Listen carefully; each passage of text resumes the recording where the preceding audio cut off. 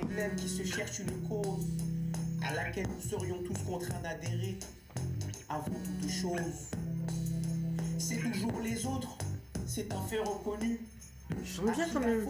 Si à 10 ans tu traînes, Ah, il a une tête en mousse, mais il chante bien. si à 25 ans la rue te creuse ta propre tombe.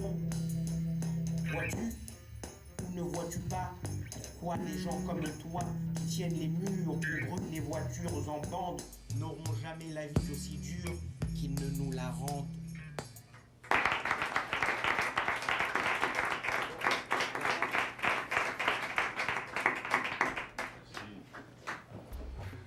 Eh bien, merci de nous rejoindre, Diomède, pour ce débat intitulé « Banlieue, à quand la trêve ?»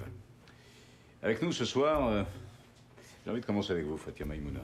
Je rappelle que vous êtes secrétaire d'État en charge de la dératisation et ancienne présidente de l'association Coupons-leur la barbe et les couilles. Alors, une question toute simple. Y a-t-il encore des raisons d'espérer? Bonsoir. Alors tout d'abord, moi je dirais que face à la situation dans les quartiers, les Français sont inquiets. Et ils ont toutes les bonnes raisons d'être inquiets. Ça, c'est un premier élément. Et face à cette inquiétude, et comme nous l'a courageusement rappelé le président, nous devons prendre toutes les mesures qui s'imposent. Il faut nettoyer à la javel tous ces trous-rats-là. Et ça, c'est un deuxième élément. Carrément. Et j'en finirai par là pour répondre directement à votre question. Bien sûr. Bien sûr qu'il y a des raisons d'espérer. Quand je vois des jeunes comme Diomède, excusez-moi. Quand je vois des jeunes comme Diomède, qui positive, qui chantent l'espoir et pas la haine des flics.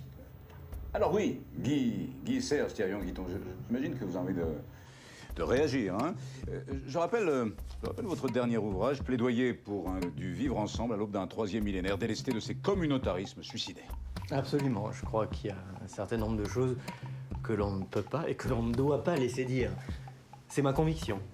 Et je sais qu'elle est partagée largement chez celles et ceux qui nous regardent. Diomède, qu'est-ce que vous pensez de ce que dit Thierry Guiton? Quel est votre sentiment à vous?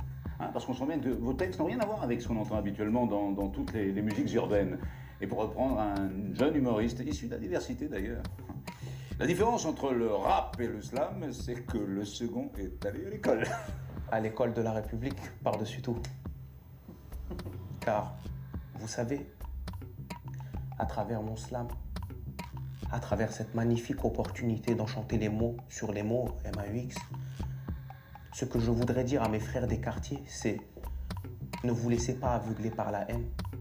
Chérissez cette chance, car il relève de la chance que de vivre ensemble, et surtout de vivre en France.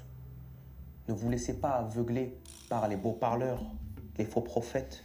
N'écoutez pas ces gros bras torse bombés qui trimballent leur condamnation ou leur bracelet électronique comme des médailles. Car en vérité, il y aurait de